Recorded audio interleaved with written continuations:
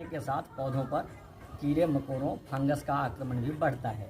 अभी जाड़े के बाद टेम्परेचर बढ़ा है तो इसके साथ ही कुछ फंगस अटैक करेंगे, कुछ नए कीड़े अटैक करेंगे, पौधों पर उनका आक्रमण होगा, हमला होगा। इससे बचाव के लिए पौधों को पूर्ण स्नान फुल बाथ देना जरूरी है। पौधों को नहलाने के लिए 4-5 चीज़ें ज़रूरी हैं जो घरेलू हैं, अपने इस्तेमाल की हैं, और 1-2 चीज़ें बाज़ार की हैं। जैसे आपको लेना है बेकिंग पाउडर, वो सोडा कहते हैं, तो आपको सोडा लेना है।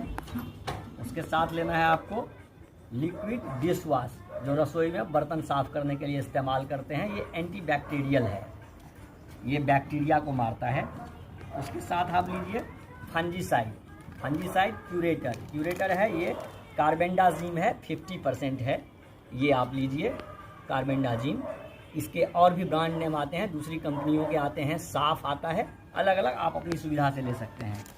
आप उसमें साथ में मिला लीजिए मैक्रो फर्टिलाइज़र है, ये NPK, ये ले लीजिए आप। इसको आपको घोलना है, सबको एक साथ पानी में घोल मिला के इससे नहलाना है। साथ में आप सॉइल ट्रीटमेंट, मृदा उपचार भी कर सकते हैं, मिट्टी का उपचार भी कर सकते हैं अभी के मौसम में। उसके लिए आपको गार्ड नाम से आता है, ऑर्गेनिक प्रोडक्ट है, ट्राइकोडर्मा विविड है, आप ये देख पा रहे हैं, ट्राइकोडर्मा विविड है। इससे आपको इसको मिट्टी में मिलाना होता है। ये कीड़ों को, फंगस को और बैक्टीरिया को, जो हानिकारक हैं उसको नहीं पनपने देता है, और जो पनप चुके होते हैं, पैदा हो चुके होते हैं, उसको मारता है, ख़त्म करता है, और आपकी मिट्टी की गुणवत्ता बनाए रखता है। उसकी फर्टिलिटी पर, उत्पादकता पर, उसकी उर्वरा शक्ति पर कोई नुकसान नहीं होता है, कोई प्रभाव नहीं पड़ता है बुरा इसका, ये अच्छा ही होता है। तो ये उपचार करना है हमें। आज पहले हम स्नान कराते हैं पौधों को, फुल बाथ हम दिखाएंगे, घोल बनाते हैं। उसके पहले घोल बनाने के लिए सारी चीज़ें इकट्ठा करनी है। बेकिंग सोडा है, आपको ये करीब 15 से 20 ग्राम लेना है। 15 से 20 ग्राम बेकिंग सोडा आपने पानी में डाला। इसके बाद आपको ये फंजीसाइड लेना है। ये पानी 18 लीटर पानी है, इसमें उतनी ही मात्रा आप फंजीसाइड की डालिए। ये हमने फंजीसाइड डाला।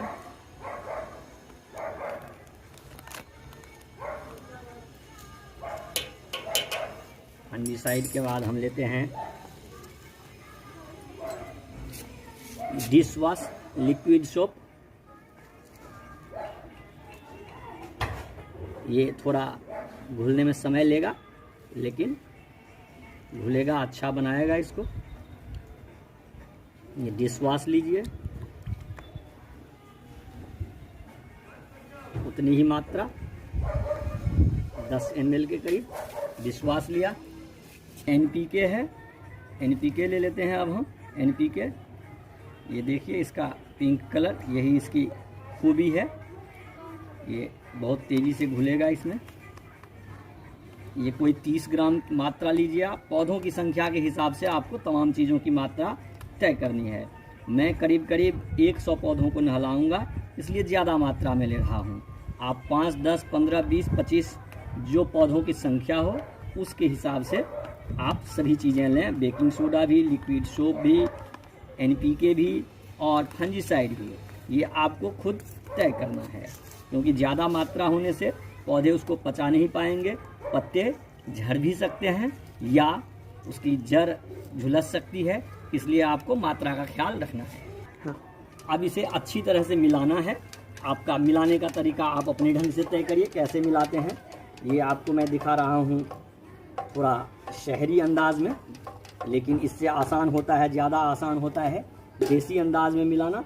जल्दी घुलता है, घोल बनता है, और ये सीधा तरीका है हमारा मिलाने का। और आपको पौधों को इस तरह सजा के रखना है कि ताकि ज़्यादा से ज़्यादा घोल का इस्तेमाल हो, आपका घोल बर्बाद नहीं हो। जैसे कि देखिए, एक साथ पौधों को आप इकट्ठा कर लीजिए। सामने दिख रहा है ये गुलाब का बंच है, एक साथ कई तरह के गुलाब रखे हैं हमने। इधर ये पॉन्सेटिया है, ये फोलिएज प्लांट है, इसके पत्ते की खूबी है, छोटे छोटे फूल होते हैं। इधर फिर गुलाब है, इसे हमने सजाया है, ये देख लें आप। इधर आ जाइए, ये अडेनिया है, अडेनियम डेजर्ट रोज कहते हैं, उसके साथ क्रसुला ओवाटा है, ये सक्यूलेंट है जो वायु से विषाक्त गैसों को, विषैली चीज़ों को, टॉक्सिन्स को सोख लेते हैं, अब्जॉर्ब करते हैं और ऑक्सीजन रिलीज करते हैं। ये बहुत ही ज़रूरी पौधे हैं और इनकी देख रेख के लिए बहुत ज़्यादा कुछ नहीं करना होता है। पानी ये केयरलेसनेस से भी ये हो सकता है। इसको पानी बहुत कम चाहिए, नहीं के बराबर चाहिए। ये अच्छा फूल भी देता है, ये इसकी खूबी है। घोल तैयार है, इसको हम स्प्रे बॉटल में भरते हैं। ये तरीका आप जानते ही हैं, पौधे लगा रहे हैं तो ये बताने की ज़रूरत नहीं है, फिर भी देखिए। इसको भरा, पैक किया और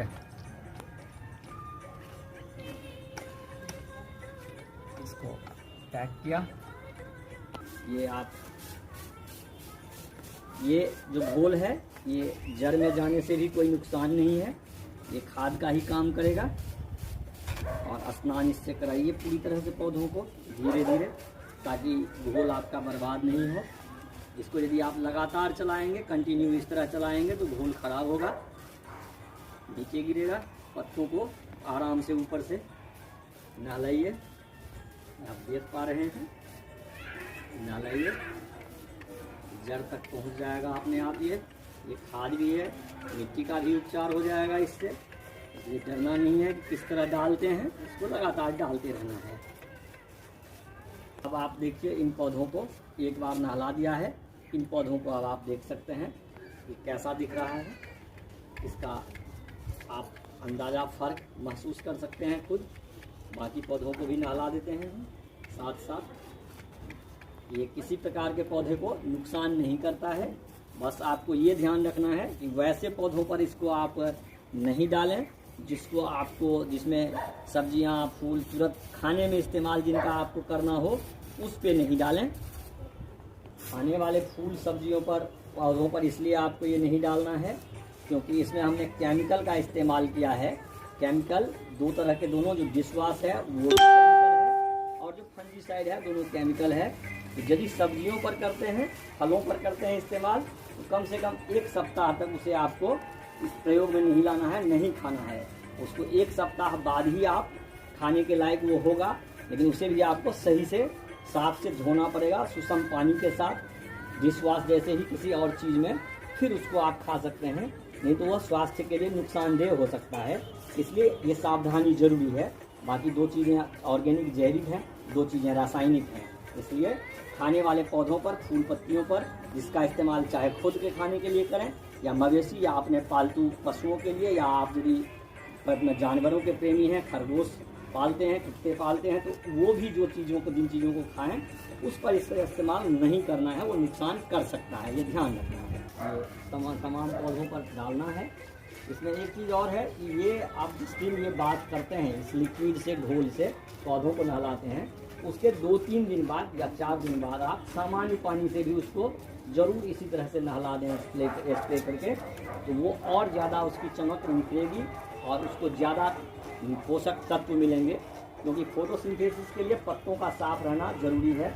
और जो नई शाखाएं निकलती हैं, बड्स, कलियाँ निकलती हैं, जो कोपलें निकलेंगी पौधे में, वो भी जितना साफ रहेगा तना और पत्तों की जड़ें साफ रहेंगी, टहनियों से जहाँ से पत्ते निकलते हैं, उतने ज़्यादा उतनी शाखाएं निकलेंगी और नई शाखाओं पर ही फूल ज़्यादा लगते हैं, फल ज़्यादा लगते हैं। ये छोटे पौधों की ये खूबी होती है, ये ध्यान रखना।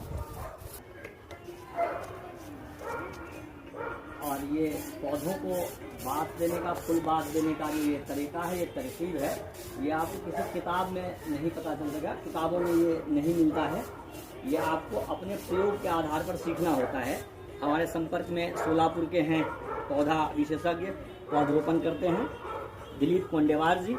यहाँ हमारे मुजफ्फरपुर के सुनील कुमार श्रीवास्तव जी, जिनकी अपनी नर्सरी है, इंदौर महेश बंसल जी, ये सभी पौधा प्रेमी लोग हैं। तो हमारी आपसी बातचीत से जो निकल कर चीज़ें आती हैं, उसके आधार पर हम लोग ये प्रयोग करते हैं और पौधे लगाते हैं, उनकी देख रेख करते हैं। इसलिए इन तरकीबों को आपको किताबों से नहीं, इसी तरह के वीडियो से, इस तरह लोगों से बातचीत करके उसी से सीखना, समझना पड़ेगा और आप प्रयोग करके ही इसका लाभ जान सकते हैं। इसलिए प्रयोग करना जरूरी है।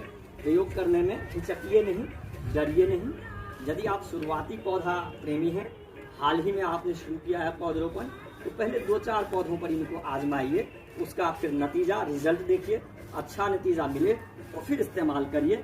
सिर्फ आप वीडियो देखने और बताने से इस पर भरोसा आप जल्दी ना कर लें। बेहतर है कि आप एक बार उसको देख लें, क्योंकि आपकी यहाँ कैसा मौसम है, कैसा तापमान है, कितना है और किस तरह के पौधे हैं, कैसी मिट्टी है, उसका भी थोड़ा असर पड़ता है। इसलिए आपको 2-4 पौधों पर इन तरकीबों को आजमा लेना चाहिए।